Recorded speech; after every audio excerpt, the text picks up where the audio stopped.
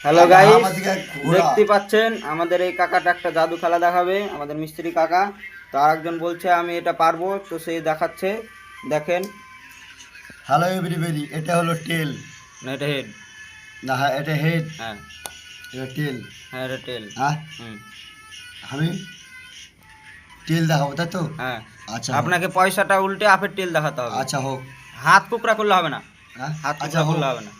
সে ঠিক আছে। হ্যাঁ, এই যে হেড হয়ে গেছে। হলো না, হেড হয়ে গেছে, টেল হেড হয়ে থেকে গেছে। আবার হেড হয়ে আচ্ছা, গেছে। হেড হয়ে গেছে, ঠিক হ্যাঁ, আছে। এবার এটা আরেকজন দেখ করো। এবার আমি করছি, দেখো। দেখুন পয়সাটা ভালো করে দেখেলেন। পয়সাটা এদিকে ভালো করে হেড, দেখলেন।